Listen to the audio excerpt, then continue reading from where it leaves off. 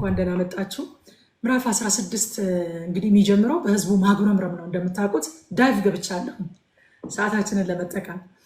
በህዝቡ ማጉረምረም ነው የሚጀምረው ምዕራፍ 16። በጣም ይገርማል የተናገሩት ነገር። አበሻ ይመስላሉ ያልኳችሁ እስራኤላውያንን ለዚህ ነው። ውስጠ ወይራ ነው ንግግራቸው። በጣም ከኛ ጋር ይመሳሰላል ካልቸራቸው እና ይህን ጉባኤ ሁሉ በረሃብ ልትገድሉ እኛን ወደዚህ ምድረ በዳ አውጥታችኋል።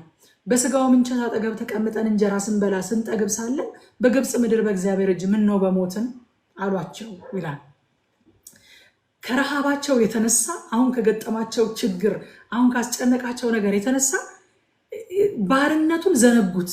በግብፅ የነበረውን ጭቆና ዘነጉት። በቃ አሁን የሚታያቸው ምግብ ብቻ ነው። የራበው ሰው ሌላ ምንም አይታየው፣ ምግብ ብቻ ነው የሚታያቸው። አሁን ያንን ጭቆና ያንን በኩሮቻቸውን የሚገድለውን ልጆቻቸውን የሚገድለውን ወንዶች ልጆቻቸው እንዳያድጉ የሚገልባቸውን የፈርዖንን አገዛዝ የፈርዖንን ጭቆና ሙሉ ለሙሉ ረስተውት አሁን ምግቡን የታወሳቸው በምንቸቱ ዙሪያ ቁጭ ብለን እንጀራ ስንበላ ምን ነው ያኔ እዛው በእግዚአብሔር እጅ በሞትን እየበላን እያለ በሞትን እዚህ በረሃብ ከምንሞት ይሉታል። አያችሁ ወዳጆቼ፣ ሰው በሚፈልገው ነገር ሳይሆን በሚያስፈልገው ነገር ነው የሚፈተነው። በኒዳችን ነው ሰይጣን የሚፈትነን። በኒዳችን ኒድ ማለት ምን ማለት ነው?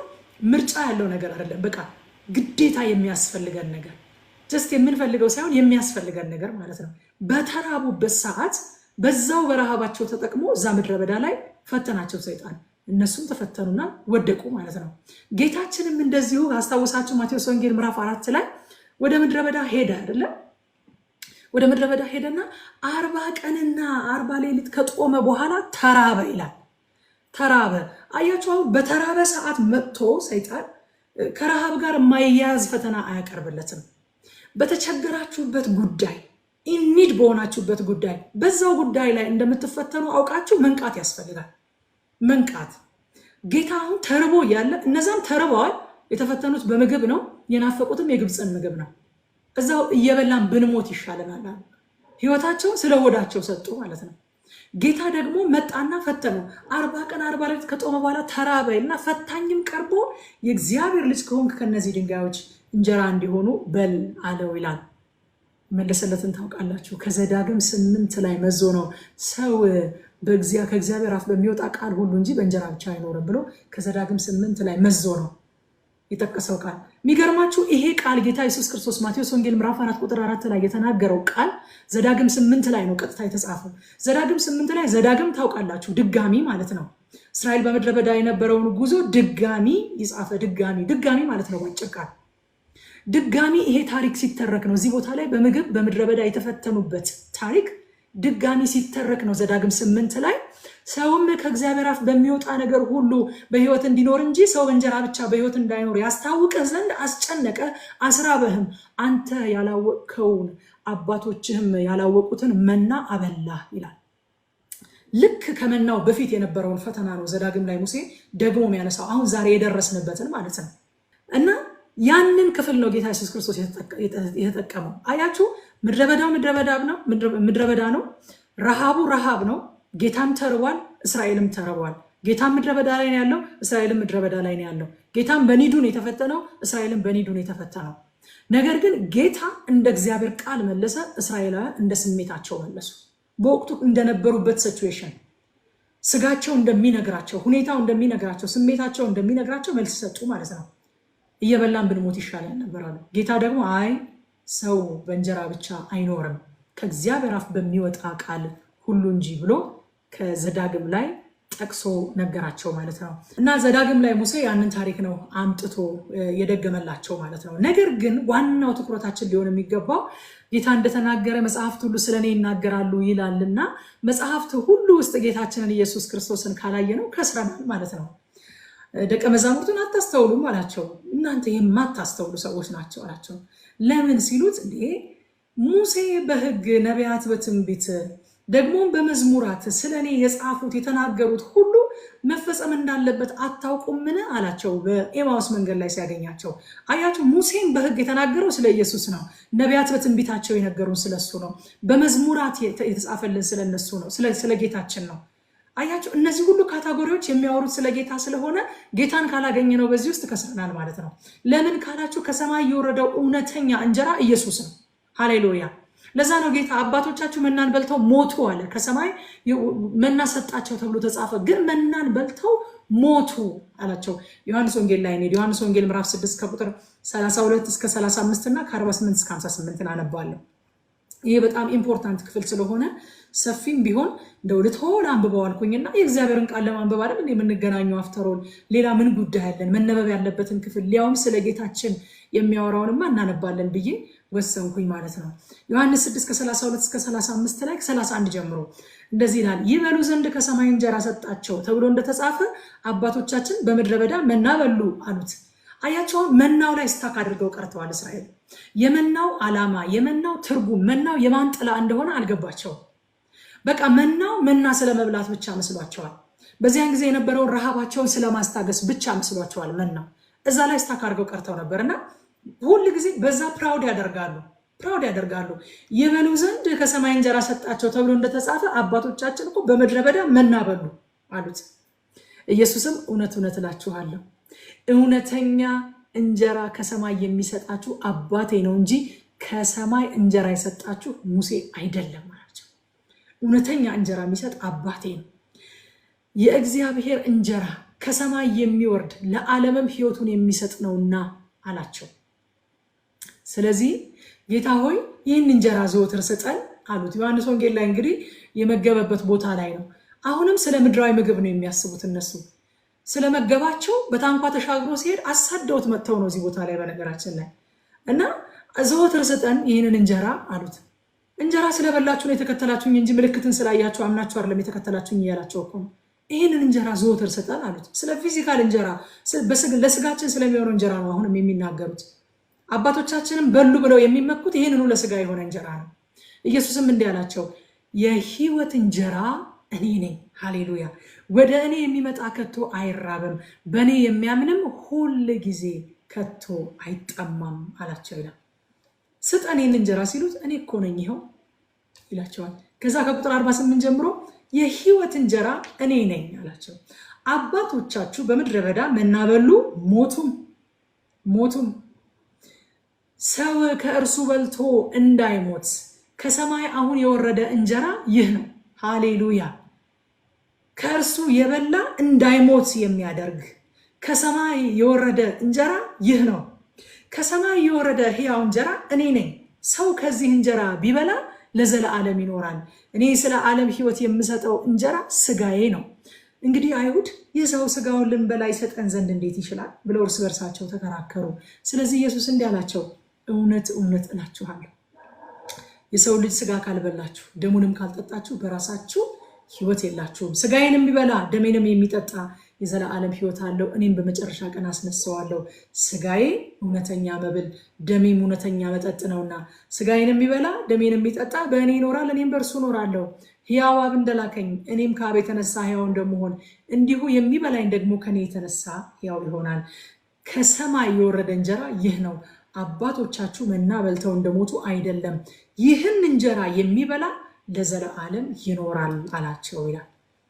ለዘለዓለም ይኖራል አላቸው። ስለዚህ ያ መና ተጽፎ የተቀመጠልን ለእስራኤል የተሰጠው ያ መና እንደው ዝም ብሎ በዛ ጊዜ የነበረውን የእስራኤልን ማጉረምረም ለማስቆም በዛ ጊዜ የነበረውን የእስራኤልን ረሃብ ለማስታገስ የተሰጠ ብቻ ሳይሆን በዋናነት ተሻግሮ በአዲስ ኪዳን ኢየሱስ ክርስቶስን የሚያሳይ ጥላ እንዲሆን ነው ያ መና የተሰጣቸው ማለት ነው።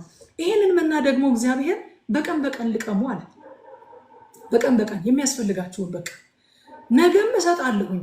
ዛሬ የሰጠ እግዚአብሔር ነገ ይሰጣል ብለው ማመን ስላቃታቸው ግን ህዝቡ ጨምረው ይለቅሙ ነበር ይላል።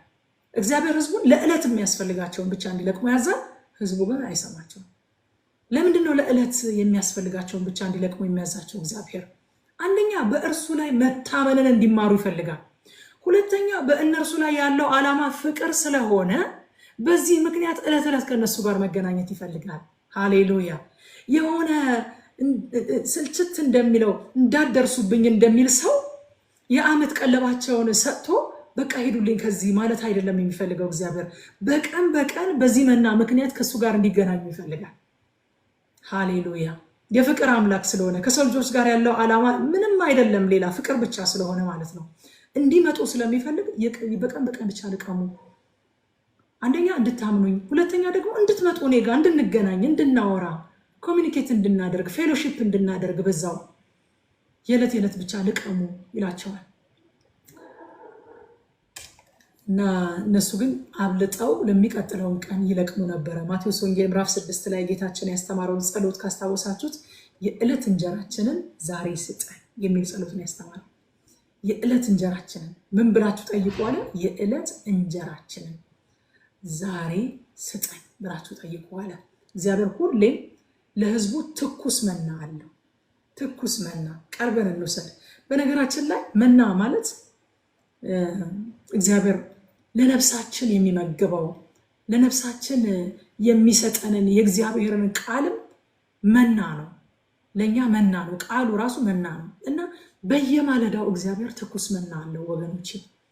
አንዳንድ ጊዜ በቃ የሆነ ከፍሪጅ አውጥተን የሰነበተ እግዚአብሔር አዲስ ነገር የሌለው ይመስል ማለት ነው። የዛሬ ዓመቱን የዛሬ 2 ዓመቱን አውጥተን እንደ አዲስ መና ይሄንን የቆየ ነገር አውጥተን እንደ አዲስ መና አክት ስናደርግ እግዚአብሔር እንዴት ይታዘበን? በእውነት በእግዚአብሔር ቸርነት ላይ እኮ ነው እየተዘባበትን ያለ ነው። በእግዚአብሔር ሰጪነት ላይ በእግዚአብሔር ደግነት ላይ እኮ ነው እየተዘባበትን ያለ ነው። ትኩስ መና አለው በየቀኑ ለየዕለቱ የሚሆን ቃል ይሰጣል እግዚአብሔር። ለየዕለቱ የሚሆን መገለጥ ይሰጣል እግዚአብሔር። ሃሌሉያ። ጌታችን ኢየሱስ ክርስቶስም መናችን ነው። ደግሞ በየማለዳው እግዚአብሔር የሚሰጠንም ቃል መናችን ነው። ቀርበን እንውሰድ። በጠዋት ወጥተው ለቀሙ ይላል። በጣም ደስ የሚለኝ ቃል። በጠዋት ወጥተው እንደሚያስፈልጋቸው ለቀሙ፣ ከዛ የተረፈው ፀሐይ በወጣ ጊዜ ቀለጠ ይላል። በጠዋት እንልቀም። እግዚአብሔር የሚሰጠንን ነገር በጠዋት እንልቀም። ሃሌሉያ። ኢየሱስ ጌታ ነው። ከዛ ደግሞ በሰንበት እረፉ አላቸው። እረፉ ስሩም ይላል እግዚአብሔር፣ ልቀሙም ይላቸዋል። ከዛ ደግሞ እረፉ ይላቸዋል። እግዚአብሔር መብል ብቻ ሳይሆን እረፍትን ለሕዝቡ የሚያዘጋጅ አምላክ ነው። ልክ እንደ ሐኪም እረፍት እንደሚያዝ ሐኪም ማለት ነው። እግዚአብሔር ለሕዝቡ እረፍት ያዛል። ስሩ፣ ከዛ ደግሞ እረፉ፣ በሰንበት እረፉ አላቸው። ሃሌሉያ። ለእኛ ደግሞ የሰንበት ረፍት ቀርቶልናል። ዕብራውያን 4:9-10 እንደዚህ ይላል፣ እንግዲያስ የሰንበት ረፍት ለእግዚአብሔር ሕዝብ ቀርቶላቸዋል። ወደ ረፍቱ የገባ እግዚአብሔር ከስራው እንዳረፈ እርሱ ደግሞ ከስራው አርፏል ይላል። እስራኤል በሳምንት 1 ቀን ነበረ የሚያርፈው። እኛ ግን ዘላለማችን በእረፍት ውስጥ ሆኗል። እኛ አሁን የምንኖረው ከእረፍት ነው። ሃሌሉያ ሃሌሉያ። ለማረፍ አይደለም የምንሰራው፣ አርፈን ነው የምንሰራው። ከእረፍት ነው የምንጀምረው። ህይወታችንን የእረፍት አድርጎታል።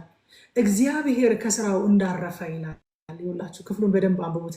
የሰንበት ረፍት ለእግዚአብሔር ሕዝብ ቀርቶላቸዋል ማለት አያርፉም ከዚህ በኋላ ማለት ሳይሆን አሁን ልክ ቃል ተካፍለን ይሄ ቀረልኝ እንደምንለው ማለት ነው።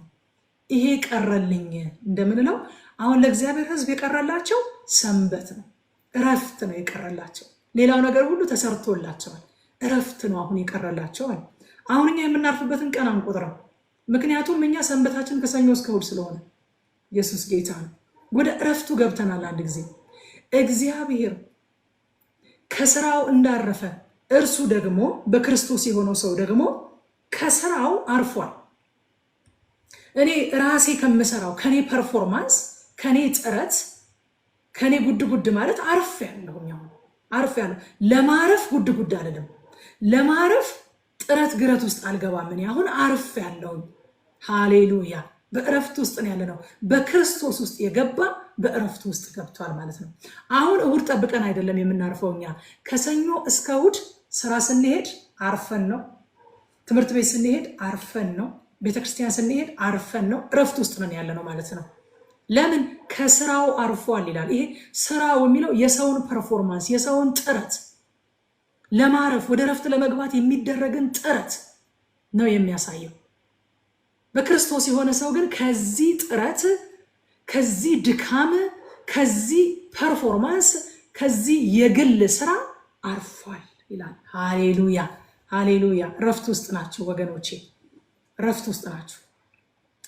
ከዛ በኋላ ወጥተው ሲለቅሙ ደግሞ የሚያስፈልጋችሁን ያህል ልቀሙ ተባሉ። የሚያስፈልጋችሁን ያህል ልቀሙ ሲባሉ አብዝተው ለቀሙ ይላል።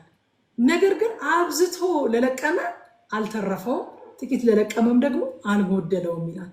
አይገርማችሁም? የእግዚአብሔር ነገር የሰማይ ቀመር እንደ ምድር አይደለም፣ አልጎደለውም። እግዚአብሔር የሚሰጠን የብልጠታችንን ያህል አይደለም።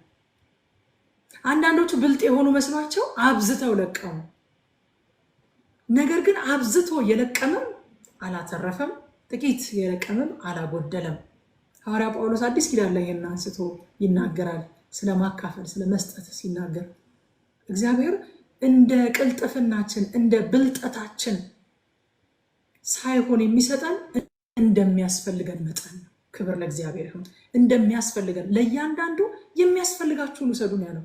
እንደሚያስፈልገን መጠን ይሰጠናል። ፊልጵስዩስ 4:19 ካስታወሳችሁት አምላኬ እንደ ባለጠግነቱ መጠን በክብር በክርስቶስ ኢየሱስ ብሎ የፈለጋችሁትን ሁሉ ይሙላባችሁ ነው እንደሚለው ነው የሚለው።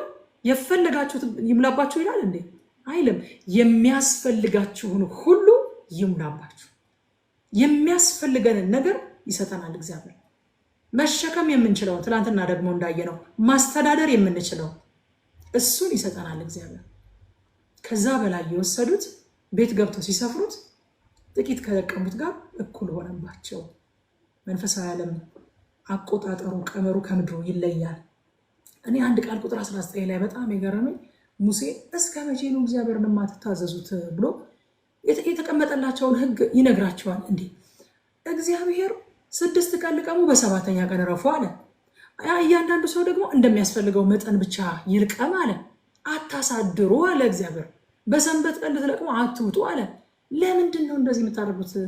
ቁጥር 19 ሙሴን አልሰሙትም ይላል። አልሰሙትም። ለምንድን ነው ያልሰሙት? በጣም ገርሞኝ እያየሁት ነበረ። በስንት ድንቅና ተአምራት ከግብፅ ምድር እንደዛ በፊት ለፊታቸው እየመራ እግዚአብሔር በእጁ ተአምር እያደረገ አስወጥቷቸው፣ ለምንድን ነው ማይሰሙት? ሙሴ ለምንድን ነው ማይሰሙት? መስማት ስለማይፈልጉ ነው ማይሰሙት? ለምንድን ነው? ወዳጆቼ አንዳንድ ጊዜ ያሳለፍነው ነገር፣ የደረሰብን ጉዳት፣ ያለን ኤክስፒሪየንስ፣ ያለብን ትራውማ፣ አሁን ላይ እየሆነ ያለውን ነገር እግዚአብሔር እየተናገረ ያለውን ነገር እንዳንሰማ እንደሚያደርገን ታውቃላችሁ። አንዳንዶቻችን ትክክለኛ የአባት ፍቅር አግኝተን ስላላደግን እግዚአብሔር አባታችሁ ነው፣ እግዚአብሔር እንደ አባት ይወዳችኋል የሚለው አይሰማንም፣ አንደርስታንድ አናደርገው። አንዳንዶቻችን ከደረሰብን ችግር፣ ከደረሰብን ስኬርሲቲ፣ ከደረሰብን ሰቆቃ የተነሳ ዛሬ ላይ እግዚአብሔር ስለ አባንደንስ ስለምትረፍረፍ ሲያወራ አንሰማውም። ነገም እመጣለሁኝ እኮ ተው በቃ እንደዚህ አታደርጉ እያላቸው አይሰሙትም። አንድ በጣም ልቤን የነካኝ ስቶሪ ልንገራችሁና እግዚአብሔር ዛሬ እንደዚህ አይነት ትራውማ የሚፈውሰው ሰው እንዳለ አስባለሁኝ፣ አምናለሁኝ። አንድ ህፃናት ኦርፋኔጅ፣ ህፃናት ማሳደጊያ፣ ወላጅ የሌላቸው ልጆችን ማሳደጊያ ኦርፋኔጅ ውስጥ ስላሉ ልጆች የሰማሁት ታሪክ አንድ ጊዜ በጣም ልቤ ይነካኝ። በጣም ምንድነው ልጆቹ ወደዛ ማሳደጊያ ከመግባታቸው በፊት እንግዲህ በእጥረት ውስጥ ያልፋሉ፣ በረሃብ ውስጥ ያልፋሉ፣ በችግር ውስጥ ያልፋሉ። ስለዚህ የዛ የእጥረትና የረሃብ ትውስታ በቀላሉ ከአይምሯቸው ስለማይፋቅ ወደ ህፃናት ማሳደጊያው ከገቡ በኋላ ሞግዚቶች አሏቸው። በየሰዓቱ ቁርሳቸውን፣ ምሳቸውን፣ መክሰሳቸውን፣ እራታቸውን የሚያቀርቡላቸው ሞግዚቶች አሏቸው። ነገር ግን በጣም የገረመኝና ልቤን የነካኝ ነገር ክፍላቸው ሲጸዳ፣ መኝታቸው ሲጸዳ ትርፍ ዳቦ ምናምን ይዘው መጥተው ተራሳቸው ስር ይደብቃሉ። ለምን መሰላችሁ? የእጥረት ትውስታ አላቸው። ትላንትና እንዳጡት ነገም ሊያጡት እንደሚችሉ ይገምታሉ። አይምሯቸው አሁን ያለውን መትረፍረፍ ተቀብሎ የትላንትናውን እጥረት ረስቶ አሁን ባለው ፕሮግራም መቀጠል አልቻለም። ስለዚህ ምን ያደርጋሉ? ምናልባት ነገ ላይሰጡን ይችላሉ ብለው ከተኙ በኋላ ሞግዚቶቻቸው እየዞሩ እና በጣም ልቤ ተነካ። በቃ አንዳንዴ በተለይ እንደ ኢትዮጵያዊ ደግሞ ኮስተር ያሉ አባቶች እንዳሳደጉት ኢትዮጵያዊ፣ በብዙ ነገር ውስጥ እንዳለፈ ኢትዮጵያዊ ዛሬ ላይ እግዚአብሔር የሚያወራው ነገር አይሰማንም። አንዳንድ ጊዜ አይገባንም። የእግዚአብሔር ፍቅር አይገባንም፣ አንሰማውም። በቃ እግዚአብሔር ስለኛ የሚናገረው ነገር፣ ስለ ሴፍቲያችን የሚናገረው ነገር፣ አይዟችሁ የሚለን እኔ ብዙ ጊዜ ተትቶ ሰው ትቶን ሄዶ ከሆነ አልተዋችሁም የሚለው የእግዚአብሔር ቃል አይሰማንም። እግዚአብሔርን ከትላንትና ካለፋችሁበት መንገድ የተነሳ መስማት ያቃታችሁ ሰዎች ዛሬ በጌታ በኢየሱስ ክርስቶስም ፈውስ ይሆንላችሁ። በጌታ በኢየሱስም ፈውስ ይሆንላችሁ። ካሳለፋችሁት ችግር፣ ካሳለፋችሁት መከራ፣ ካሳለፋችሁት መከዳት፣ ካሳለፋችሁት እውነተኛ ፍቅር አለማግኘት፣ ካሳለፋችሁት ኔሚት እናንተ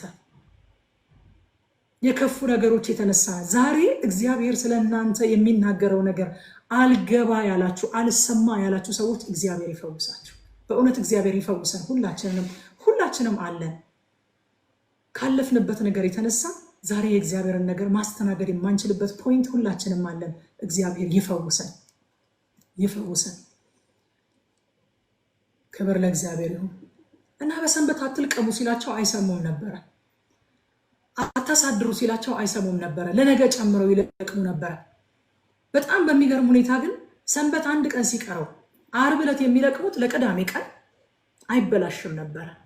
ለምን መሰላችሁ? ምግቡ ስለሚበላሽ አይደለም። እግዚአብሔር አትልቀሙ ስላለ ነው የሚበላሸው። በሌላ አነጋገር ምን ማለት መሰላችሁ? እግዚአብሔር ሁኔታውን አይቶ አይናገርም። ሁኔታው ግን እግዚአብሔርን ሰምቶ ይለወጣል።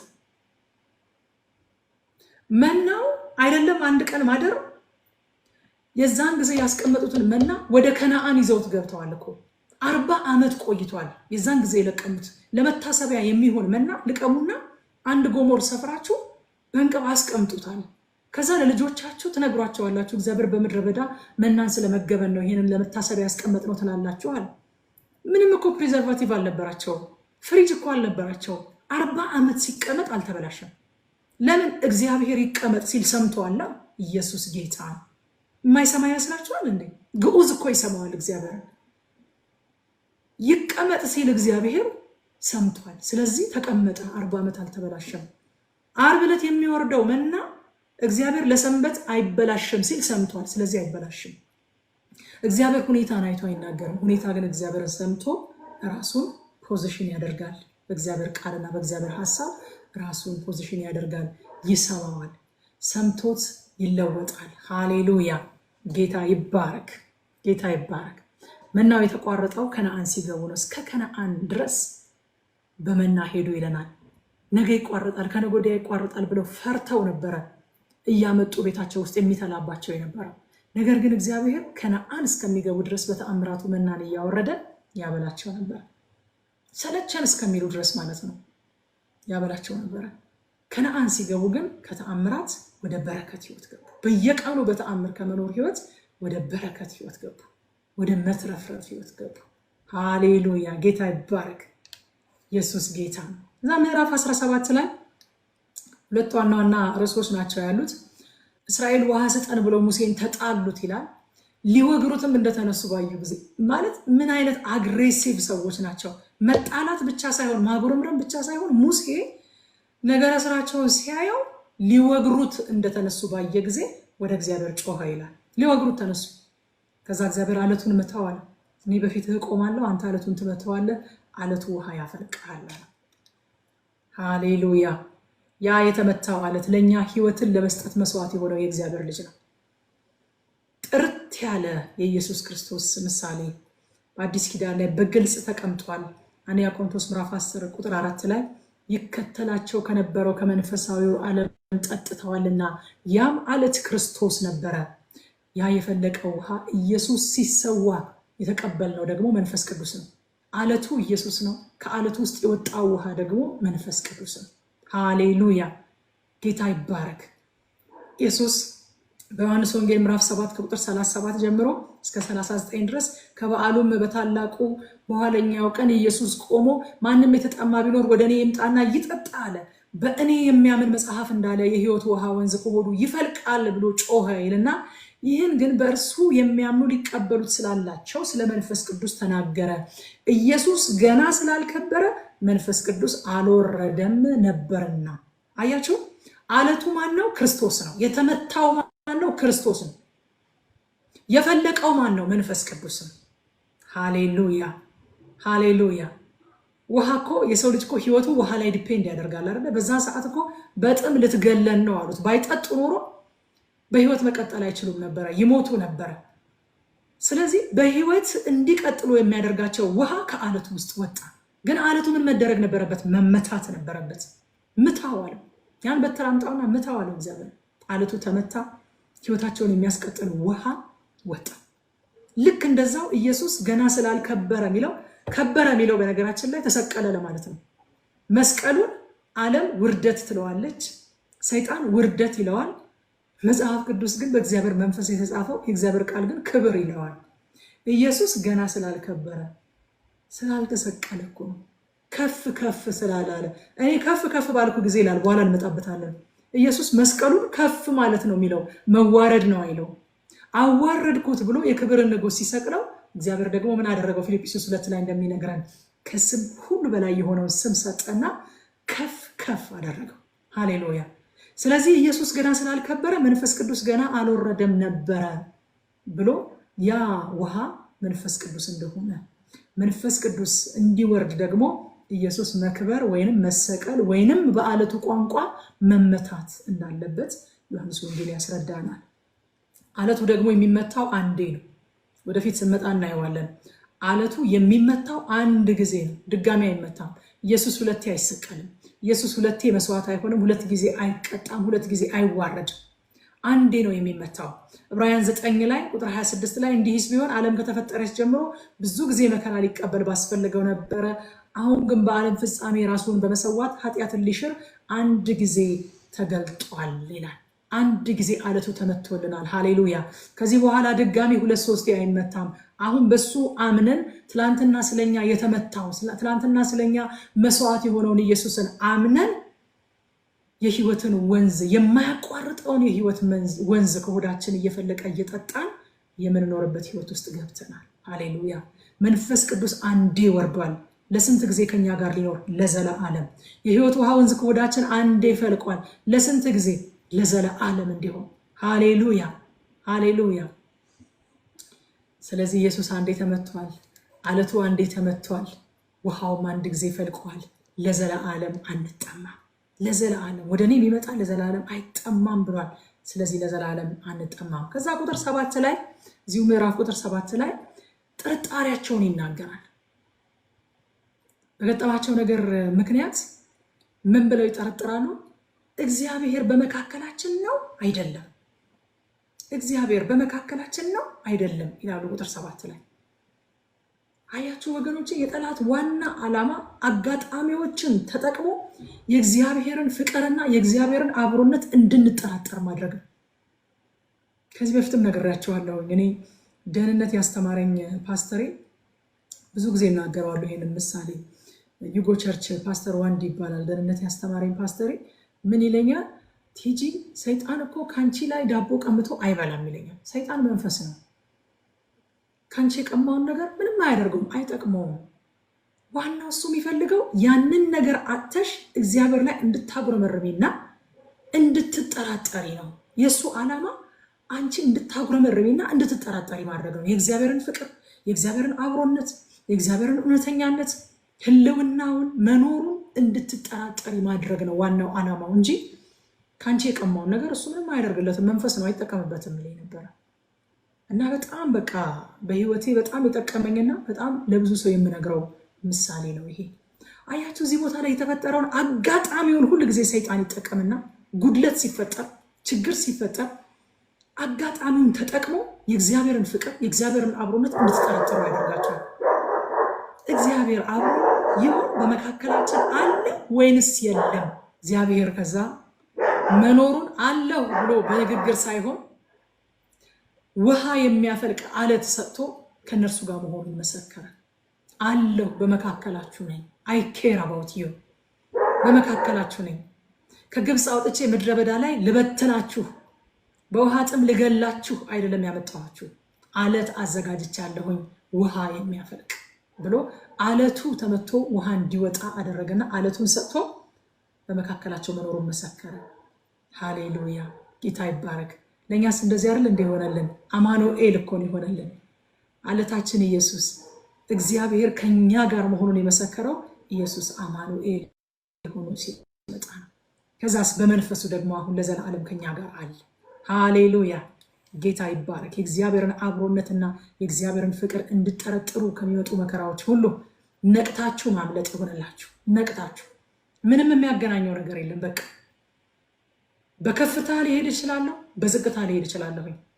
ሊመሽ ይችላል፣ ሊነጋ ይችላል። የመንገዱ ጠባይ ሆኖ ኮረብታ ይኖረዋል፣ ሸለቆ ይኖረዋል፣ ተራራ ይኖረዋል፣ ቁልቁለት ይኖረዋል፣ ገደል ይኖረዋል፣ ስርጓጉጥ ይኖረዋል። ይሄ የመንገዱ ባህሪ ነው። ወደ ጽዮን ሲኬድ አልጋ ባልጋ አይደለም መንገዱ። ወደ ኢየሩሳሌም ሲኬድ፣ ወደ አዲስቱ ኢየሩሳሌም ሲኬድ አልጋ ባልጋ አይደለም መንገዱ። የመንገዱ ባህሪ ነው። ጌታችንም ነግሮናል። በዓለም ሳላችሁ መከራ አለባችሁ ብሎናል፣ ነግሮናል። የመንገዱ ባህሪ ነው። ምንም ከእግዚአብሔር መኖር ጋር፣ እግዚአብሔር ለእኔ ካለው ፍቅር ጋር፣ እግዚአብሔር ለእኔ ከሰጠው ተስፋ ጋር የሚያገናኘው ነገር የለም። ኢየሱስ ጌታ ነው። እንደዚህ ነው ማለት ያለባችሁ። በቃ እንደዚህ ብላችሁ በእንደዚህ አይነት የጸና አቋም ላይ ነው መገኘት ያለባችሁ። የሚገጥማችሁን ያላችሁበትን ነገር የጤና እክል ሊሆን ይችላል፣ የገንዘብ እጥረት ሊሆን ይችላል፣ የሰላም እጦት ሊሆን ይችላል። የተለያየ ችግሮችን ተጠቅሞ የእግዚአብሔርን አብሮነት የእግዚአብሔርን ፍቅር እንድጠረጥሩ ሊያደርጋችሁ ሲመጣ አይገናኝም በሉት። ይሄ የመንገዱ ጠባይ ነው። የማልፍበት ነገር አሁን ይሄ የመንገዱ ጠባይ ነው። መንገዱ ሜዳ ብቻ ነው ብሎ አልጠራኝም። በብዙ ጭንቅ ልንገባ ይገባናል እኮ ነው ያለው። ወደ እግዚአብሔር መንግስት በብዙ ጭንቅ በብዙ መከራ ልንገባ ይገባናል ያለው ሐዋርያ ጳውሎስ። እንዴ ስለዚህ የመንገዱ ጠባይ ነው በሉት። አይገናኝም። በቃ ጌታ ኢየሱስ ክርስቶስን ልክ ሲጠመቅ ካስታወሳችሁ የእግዚአብሔር ድምፅ ከሰማይ መጣለት፣ የምወደው ልጄ ይህ ነው እርሱን ስሙት የሚል ማለት ነው። ከዛ በኋላ በምድረ በዳ የመጣው ፈተና ያንን ድምፅ ተከትሎ ነው የመጣው። አንተ የእግዚአብሔር ልጅ ከሆንክ ያውም የሚወድህ የሚለውን አስወጣው። እሱን ማሰብም ማውራትም አይፈልግም ሰይጣን። እሱን የእግዚአብሔር ልጅ ከሆንክ እነዚህ ድንጋዮች ዳቦ እንዲሆኑ ተናገር አለ። አያችሁ፣ አሁን ማጠራጠር የፈለገው የአባትና የልጅን ሪሌሽንሽፕ ነው። አባትና ልጅነትን ነው ጥያቄ ላይ መጣል የፈለገው ማለት ነው። የእግዚአብሔር ልጅ እናንተም ጋር መጥቷል። የእግዚአብሔር ልጅ ከሆንሽ ይልሻል። የእግዚአብሔር ልጅ ከሆንክ ለምን ይሄ ነገር ያጋጥመሃል? የእግዚአብሔር ልጅ ከሆንሽ ይሄ ነገር ለምን ከአንቺ ላይ አይሄድም? ለምን እግዚአብሔር ይህን ነገር አያነሳልሽም? እግዚአብሔር ከአንቺ ጋር ከሆነ፣ እግዚአብሔር የሚወድሽ ከሆነ፣ እግዚአብሔር ለአንቺ የተናገረው ስለ አንቺ የተናገረው ነገር እውነት ከሆነ ይህንን ለምን አያነሳው? ይህንን ለምን አያደርገው? ጌታ ኢየሱስ ክርስቶስ እውነትህን እኮ ነው አንተ ስላላለው እኔና እናንተም እውነትህን ነው እኮ አንተ አንለውም። ሰው ከእግዚአብሔር አፍ በሚወጣ ቃል ሁሉ እንጂ በእንጀራ ብቻ አይኖርም ተብሎ ተጽፏል። የተጻፈውን ነው እያመጣ የሚናገረው የነበረው። ክብር ለጌታ ይሁን። ሃሌሉያ። ስለዚህ የመንገዱ ጠባይ ነው በሉት። የመንገዱ ጠባይ ነው። አንዳንዴ መጠማት አለ፣ አንዳንዴ መራብ አለ፣ አንዳንዴ ዳገት አለ፣ አንዳንዴ ቁልቁለት አለ። የመንገዱ ጠባይ ነው። በውሃ ውስጥ አታልፍም አላለም። በእሳት ውስጥ አታልፍም አላለም። በውሃ ውስጥ ባለፍክ ጊዜ ግን እኔ ከአንተ ጋር ነኝ። በእሳት ውስጥ ባለፍክ ጊዜ እኔ ከአንተ ጋር ነኝ ያለው። አታልፍም የሚል ፕሮሚስ አልሰጠንም። ይኸው ያሳደገኝ ፓስተሬ ምን ይለኝ ነበረ? ቲጂ ባነ የሚለው ካነ የሚለው አንብቢልኝ በደንብ አድርገሽ ላይ ነበረ። ካለፍክ ነው የሚለው ወይስ ባለፍክ ጊዜ ነው የሚለው ይለኛል። ባለፍክ ጊዜ ነው የሚለው ስለው አየሽ ማለፍ አይቀርም ማለት ነው ይለኛል። በመጣህ ጊዜ እንትን አድርግልኝ ካልኩኝ እኮ እንደሚመጣ ያ ሰው እርግጠኛ ነኝ አይደል? ከመጣህ ካልኩት ግን 50-50 ነው። ሊመጣም ላይመጣም ይችላል። በውሃ ውስጥ ማለፍ፣ በእሳት ውስጥ ማለፍ ያለና የማይቀር ነገር ነው። ባለፍክ ጊዜ ተብሎ የተጻፈው ግን ጉድ ኒውሱ ምን መሰላችሁ? እኔ ካንተ ጋር ነኝ፣ ውሃው አያሰጥምህም፣ እሳቱም አይጎዳህም። ሃሌሉያ። ዳንኤልን እግዚአብሔር ወደ አንበሳ ጉድጓድ አለመጣልን ፕሮሚስ አላደረገለትም። አንበሳ ጉድጓድ ውስጥ ሲገባ ግን አብሮት ገባ። ባለፈው ስናነብ ነበረ ዮሴፍን ወደ ግዞት ቤት እንደማይገባ እግዚአብሔር ፕሮሚስ አልገባለትም። ነገር ግን ወደ ግዞት ቤት ሲገባ አብሮት ግዞት ቤት ገባ። በባርነት እንደማይሄድ እንደማይሸጥ ቃል አልገባለትም። በባርነት ቤት ሲሸጥ ግን አብሮት ተሸጠ፣ አብሮት ገባ ጲጢፋራ ቤት። እግዚአብሔር ከኛ ጋር ከሆነ የትስ ብንሆን ወዳጆቼ፣ የትስ ብንሆን። ምድረ በዳውን ኤደን፣ በረሃውን ገነት ታደርጋለህ አለው። ምድረ በዳው ኤደን ይሆናል፣ አለቱ ውሃ ያፈልቃል። ብቻ እግዚአብሔር ከእናንተ ጋር ይሁን። ብቻ እግዚአብሔር ከእናንተ ጋር ይሁን ወገኖች። ሃሌሉያ! ኢየሱስ ጌታ ነው። ስለዚህ እግዚአብሔርን አልጠረጥረውም በሉ። አልጠረጥረውም በሉ። አልጠረጥረውም በሉ። በቃ ሰይጣን ይፈር። በእውነት ሰይጣን ይፈር። ጆሮአችሁ ላይ የሚያሸቋሽቀው ይፈር። አልጠረጥረውም በሉ። እግዚአብሔር የመንገዱ ጠባይ ነው። አልጠረጥረውም። ከፍታ አለ፣ ዝቅታ አለ። አንድ ነገር ግን አውቃለሁ፣ እግዚአብሔር ከኔ ጋር ስለሆነ ጽዮን እደርሳለሁ። ሃሌሉያ! ጌታ ይመስገን። ከዛ በኋላ ውሃ ሰጣቸው እግዚአብሔር። ቁጥር 8 ላይ ውሃ ባገኙ ማግስት እንደልማዱ አማሌቅ ተዋጋቸው። ያ ሁል ጊዜ እንደምንለው በድል ማግስት ፈተና አለ። ሙሴ የእግዚአብሔርን በትር ይዞ ወጣ ይላል። የእግዚአብሔርን በትር ደስ አይልም? ይቺን በትር በቃ ተከተላት እኮ። ዘጸአት ምዕራፍ 3 ላይ የማን ነበረች? የእግዚአብሔር ሳትሆን የሙሴ ነበረች። ይቺ በትር ዘጸአት 3 ላይ የሙሴ በትር ነበረች፣ በጎችን የሚያግድባት፣ ሌላ ከዛ በላይ ምንም ቁም ነገር የማትሰራ ወይም ደግሞ ሲደክሞ ደገፍ የሚልባት በትሩ የሙሴ ነበረች። እግዚአብሔር እጅ ላይ ከገባች ወዲህ ግን ባህር የምትከፍል፣ ፈርዖንን የምታስጨንቅ፣ ድንቅና ተአምራት የምታደርግ የእግዚአብሔር በትር ሆነች ማለት ነው። እግዚአብሔር እጅ ላይ ገባች። ተነጋግረናል።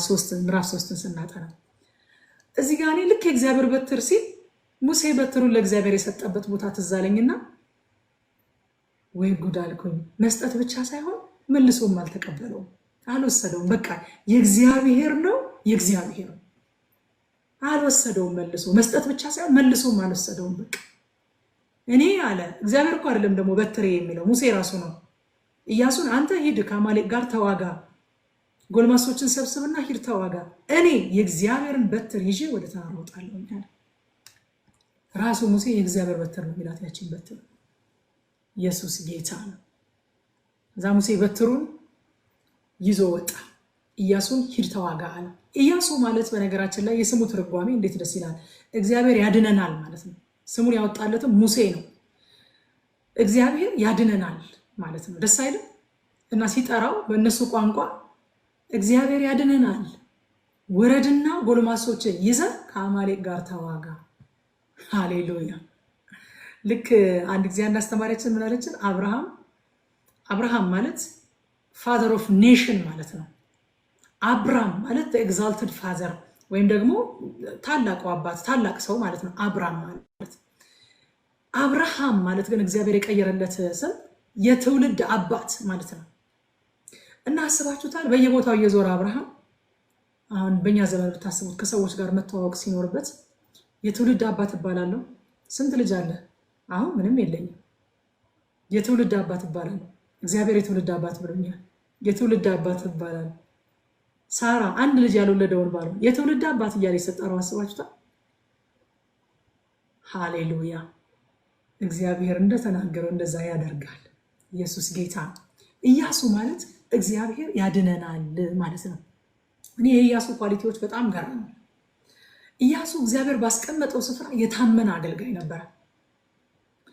እግዚአብሔርም የሙሴ ምትክ አድርጎ ወስዶት ህዝቡን ከነዓን ያስገባው ኢያሱ እንደሆነ ታውቃላችሁ።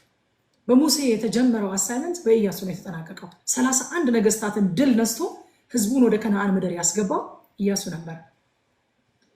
ኢያሱ ሙሴ ስር እያለ በሙሉ ኃይሉ ሙሴን ያግዘው ነበር እንጂ ሙሴ ላይ አያምጽበትም ነበር፣ አያጉረመረምበትም ነበር፣ አይቀናበትም ነበር።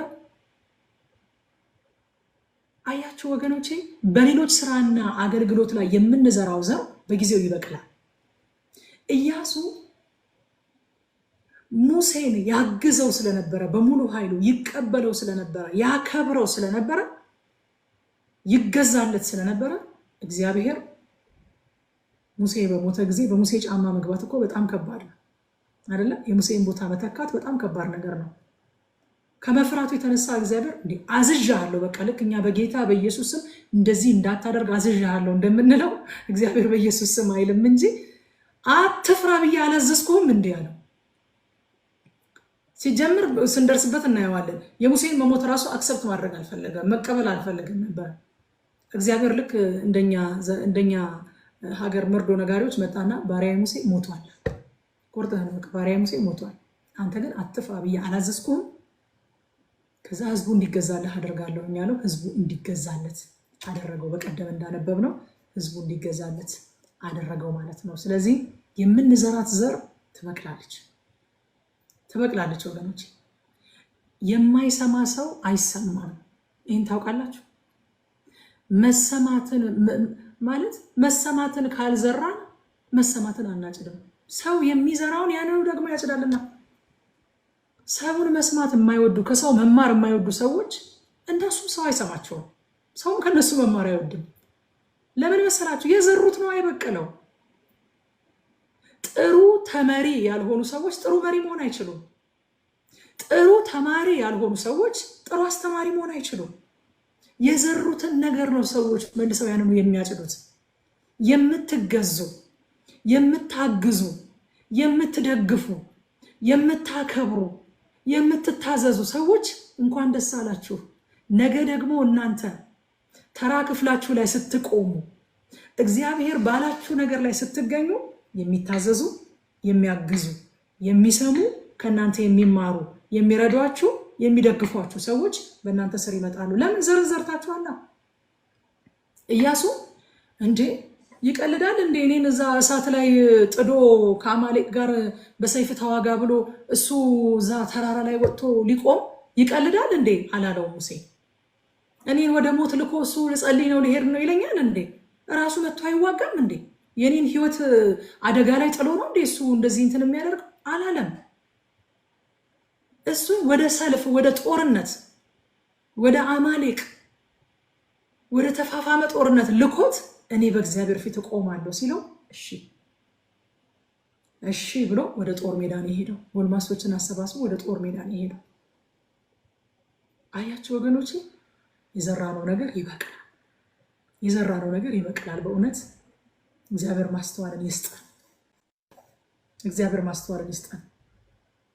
ሌሎች በዕጣ ክፍላቸው ሲቆሙ፣ ሌሎች ተራ ደርሷቸው ሲያገለግሉ፣ ሌሎች የሆነ አዲስ ምዕራፍ ውስጥ ገብተው አዲስ ስራ ውስጥ ገብተው ሲሰሩ ትዋርድስ ዳት ምንድን ነው የሚሰማን? እኛ ራሳችን እንድንጠይቅ ፈልጋለሁ።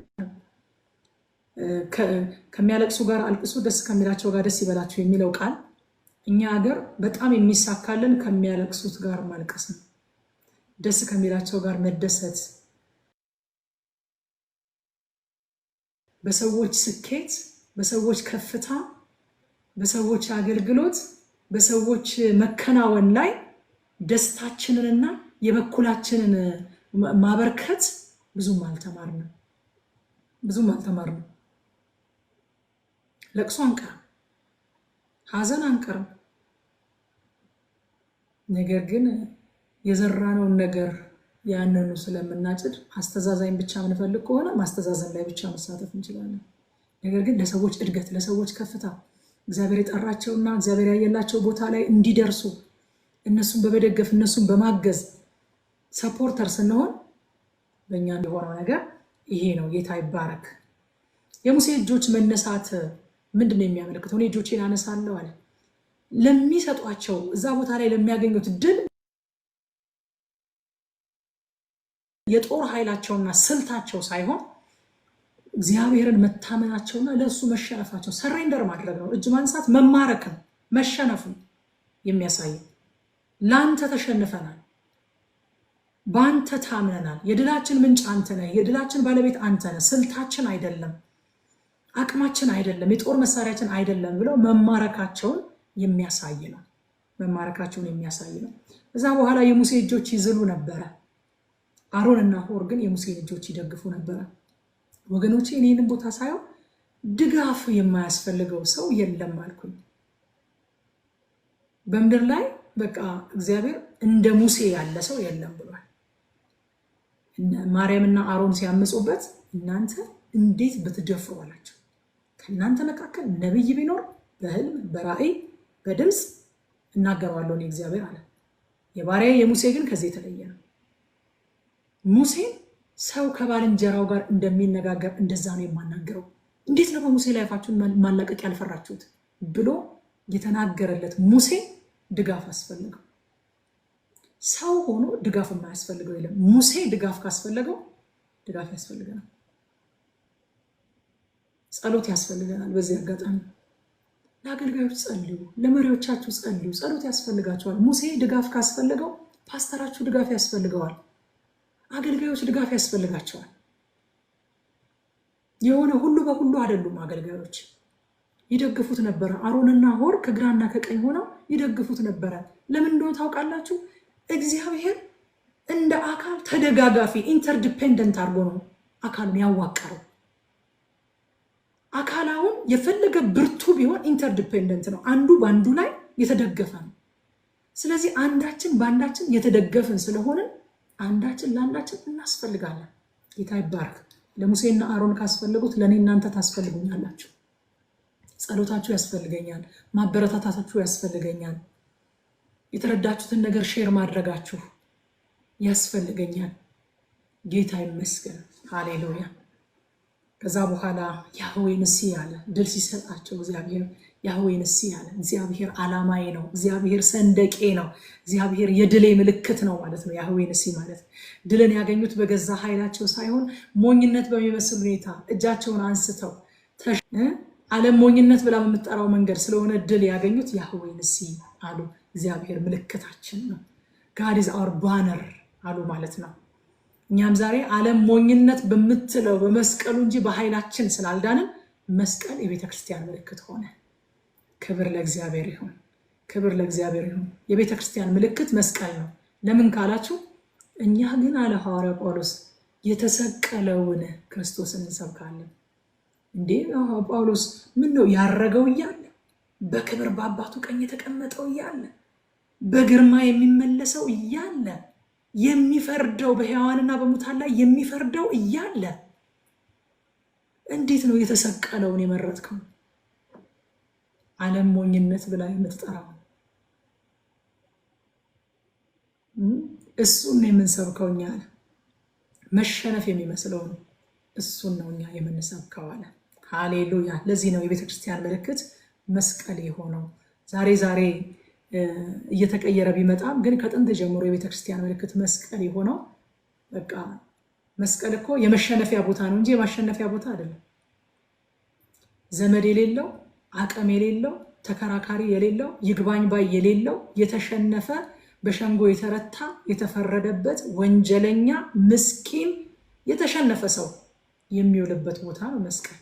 እግዚአብሔር ደግሞ የድል የህይወት የመውረስ የከፍታ የሰላም የዘላለም ህይወት ማግኛ ስፍራ አደረገው። ስለዚህ እኛ የምንሰብከው ማንን ነው? የተሰቀለው። ሃሌሉያ። ክብር ለጌታ ይሁን። እዚህ ነው ጌታ ኢየሱስ ክርስቶስ ዮሐንስ ወንጌል ምዕራፍ 12 ቁጥር 32 ላይ እኔም ከምድር ከፍ ከፍ ያልኩ እንደሆነ ሁሉን ወደ እኔ እስባለሁኝ አለ። ከምድር ከፍ ከፍ ማለት የሚለው መሰቀሉ ነው። ከፍ ከፍ ያልኩኝ እንደሆነ እስባለሁኝ አለ። ከዛ ምዕራፍ 18 ላይ ሙሴና አማቱ ዮቶር ተገናኙ። ሙሴ ለዮቶር ታሪክ መንገር ጀመረ። እሱ ያደረገውን እኔ ያንተ ልጅ እኔ ያንተ አማት ብሎ እሱ ያደረገውን ሳይሆን እግዚአብሔር ያደረገውን ነገር ተረከለት። ራሳችንን ከመተረክ ራሳችንን ከመዘከር እግዚአብሔር ያውጣል። እግዚአብሔር ያደረገለትን ነገር ተረከለት። ያን ብቻ እንዳይመስላችሁ በጣም ያስደነቀኝ እኔ ክፍሉን በሶስት ከፍዬ ያየሁት እዚህ ጋር በመንገድ ያገኛቸውንም ድካም ተረከለት ይላል። እግዚአብሔር ያደረገላቸውን ድንቅ እንዴት በስንት ድንቅ እንዳስጣላቸው ተረከለት። ከዛ ደግሞ በመንገድ ያገኛቸውን ድካም አዲሱ መደበኛ ትርጉም መከራ ይላል፣ እሱንም ተረከለት። ደህናውን ታሪክ መርጦ ግማሽ እውነት አልነገረውም። እውነት እኮ ነው። ባህር ከተከፍሎ መሻገራቸው፣ በኩር ተገድሎ መውጣታቸው፣ 10 ድንቅና ታምራት፣ በጸናች እጅ በተዘረጋች ክንድ እግዚአብሔር የፈርዖንን ሰራዊት ሰረገላውን ፈረሰኞቹን በባህር አስጥሞ ህዝቡን በደረቅ አሻግሮ ማስመለጡ፣ ይሄ ሁሉ እኮ እውነት ነው። ግን ግማሽ እውነት ነው። ግማሽ እውነት ደግሞ አደገኛ ነው። ግማሽ እውነት ነው በዚህ ዘመን አሁን ሰውን ግራ እያጋባ ያለው። ሙሉውን እውነት ነገረው። እግዚአብሔር ያደረገልን ተአምር፣ ከዛስ ደግሞ በመንገድ የገጠመንን መከራ ብሎ ደግሞ ተረከለት። በመንገድ የገጠማቸውን ድካም ተረከለት። ለምን መሰላችሁ ወገኖቼ? እግዚአብሔር በድላችን ብቻ ሳይሆን በጠባሳችንም ይከብራል። ሰዎች በድላችን ብቻ ሳይሆን በጠባሳችንም ይታነጻሉ። ለዛ ነው መጽሐፍ ቅዱስ የእውነት መጽሐፍ ነው የምንለው፣ ሙሉ እውነት ስለሚነግረን ማለት ነው። አንድ ጊዜ አንድ እንግሊዘኛ ሰባኪ ነው ምን አለ፣ የምናሳያችሁ እኛ አገልጋዮች አለ መድረክ ላይ ወጥተን ብዙ ጊዜ የምናሳያችሁ ስታራችንን ነው እንጂ ስካራችንን አናሳያችሁም ማለት፣ ኮከባችንን ነው እንጂ ጠባሳችንን አናሳያችሁም ማለት። ግን ስታር ብቻ አይደለም ያለን፣ ስካር አለ ማለት። አያችሁ፣ ሙሴ ኮከቡን ብቻ አይደለም የሚያሳየው፣ ቪክትሪውን ብቻ አይደለም የሚያሳየው፣ መንገዱ አባጣ ጎርባጣ እንደነበረም ነገረው። ለእኛም ለትምህርታችን ተጻፈልን። መንገዱ አባጣ ጎርባጣ እንደሆነ መስማታችን ጠቀመን። ሃሌሉያ ሃሌሉያ። ስለዚህ እግዚአብሔር በዚህም ይከብራል። መከራውን ብቻ ሳይሆን ደግሞ ከዛ ቀጥሎ እግዚአብሔር ከመከራ እንዴት እንዳዳናቸውም ተረከለት። አያችሁ፣ መከራ አውርቶ አልቆመም። እግዚአብሔር በድል አወጣን አለው። መንገድ ላይ ግን ብዙ መከራ ገጠመ አለው። ግን ከመከራችን ሁሉ ደግሞ እግዚአብሔር አዳነን። ሙሉ ታሪክ፣ ሙሉ እውነት ማለት ይሄ ነው። ክብር ለኢየሱስ ሲሆን መከራ አይገጥመንም አንልም፣ እግዚአብሔር ግን ያድነናል እንላለን። ያድነናል። መዝሙር 34:19 ላይ እንደውም የጻድቃን መከራቸው ብዙ ነው ይላል። እንደውም በዚህ አብና ወልድን በማያውቅ ትላንትና አይደል ያነበብነው፣ ትላንትና ወይንም ከትላንት ወዲያ ያነበብነው፣ እንደዚህ የሚያደርጓችሁ እናንተን የሚገድል የሚጸድቅ የሚመስልበት ጊዜ ይመጣል። ያሳድዷቸዋል፣ በሸንጎ ያቆሟቸዋል፣ ይገድሏቸዋል። የሚገድላችሁ ጽድቅን የሚፈጽም የሚመስልበት ጊዜ ይመጣል አለና ጌታ ኢየሱስ ክርስቶስ ይህንን የሚያደርጉት ደግሞ እኔንና አብን ስለማያውቁ ነው አለ። እግዚአብሔርንና ኢየሱስ ክርስቶስን በማያውቅ ክርስቶስን በሚቃወምና በሚጠላ መንፈስ ባለበት ኃጢአትና አመፅ በሞላበት በዚህ በተበከለ ዓለም ውስጥ እየኖርን የጻድቅ ሰው መከራው ትንሽ ሊሆን አይችልም፣ ወይም ምንም ሊሆን አይችልም። እንደውም መጽሐፍ ቅዱስ ምን ይላል? ብዙ ነው የጻድቅ መከራው፣ እርፍ ብዙ ነው። ግን ጉድ ኒውስ አለ። እግዚአብሔር ግን ከሁሉ ያድናቸዋል። ሃሌሉያ ሃሌሉያ። ብዙ ነው ብሎ አስጨንቆ ያልተውን አምላክ ይባረክ። ብዙ ነው እና ምን ይሻላል? እግዚአብሔር ግን ከሁሉ ያድናቸዋል። በዓለም ሳላችሁ መከራ አለባችሁ እና ጌታ ሆይ ታዲያ ምን እናድርግ? ወይ ይዘህን ሄዳ? አይ አይዟችሁ እኔ አሸንፌዋለሁ። ሃሌሉያ እኔ ከእናንተ ጋር ነኝ ይላል። ብዙ ነው ግን እግዚአብሔር ከሁሉ ያድናቸዋል። በጣም የምንወደው መዝሙር 91 ቁጥር 15 ይጠራኛል እመልስለትም አለው ይልና መከራ አይገጥመውም አይልም። እኔ ስለሚጠራኝ መከራ አይገጥመውም አይልም። በመከራውም ጊዜ የመከራ ጊዜ አለ። በመከራውም ጊዜ ከእርሱ ጋር ሆናለሁ። የለም እኮ በቃ የሌለ ታሪክ እኮ ነው እኛ እያወራን ያለ ነው እኮ የሌለ ታሪክ ነው። ዳንኤል አንበሳ ጉድጓድ ውስጥ እኮ ተጥሏል። ግን ጉድ ኒውሱ እግዚአብሔር በጉድጓድ ውስጥ አብሮት ነበረ። አናንያ፣ አዛርያ፣ ሚሳኤል እኮ ወደ እሳት እንዳይወረወሩ አላደረገም።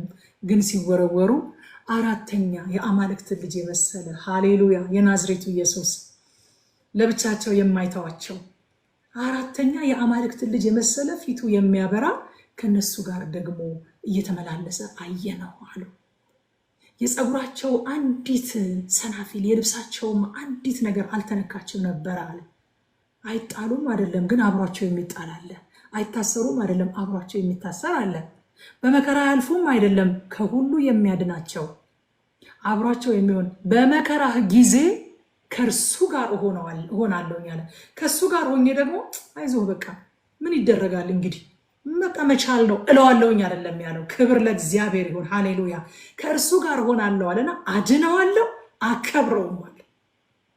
ኢየሱስ ጌታ ነው። አድነዋለሁ፣ አከብረውም አለ። ይሄ ነው ተስፋችን። ይሄ ነው ሙሉ እውነት። ሙሉ እውነት ካልሆነ ግን የሆነ ቀን ላይ መጽናናት ያቀታችኋል ወገኖቼ። ዛሬ ላይ የለም ብላችሁ መከራ የለም ብላችሁ አሜን ብላችሁ እልል ልትሉ ትችላላችሁ። የሆነ ቀን ላይ ማስታረቅ ያቀታችኋል። ከራሳችሁ ጋር ትጣላላችሁ። እግዚአብሔር ግን አለ በመከራው ቀን የመከራ ቀን ይመጣል። ከሰማይ በታች በሚኖር በዚህ ባልተዋጀ ዓለም በሚኖር በማንኛውም ሰው ላይ እንደሚመጣ ጴጥሮስ እንደተናገረው በዓለም ያሉ ወንድሞቻችሁ እንኳን መከራን ይቀበላሉ እኮ አለ።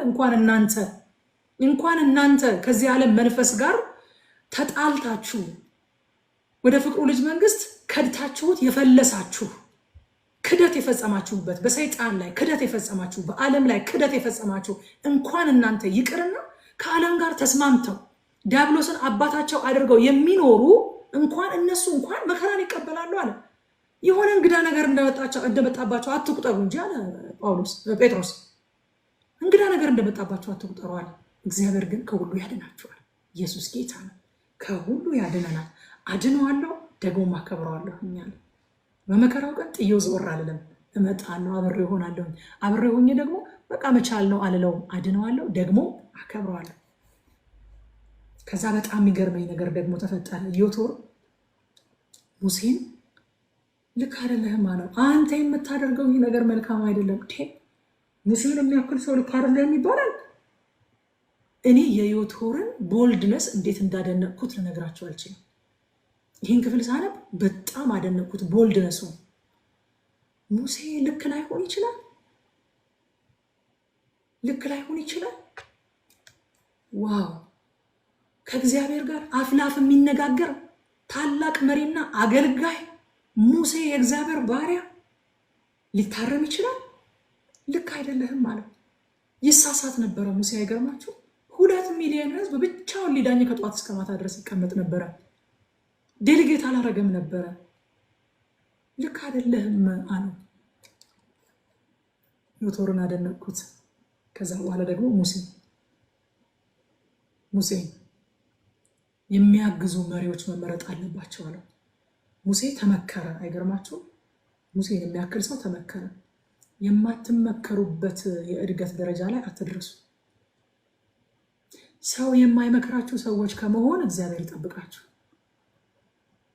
መጽሐፍ ቅዱስ ስለ ናባል ሲናገር እሱ ባለጌ ነው ይላል። እኔ አይደለሁም ያልኩት፣ መጽሐፍ ቅዱስ ነው።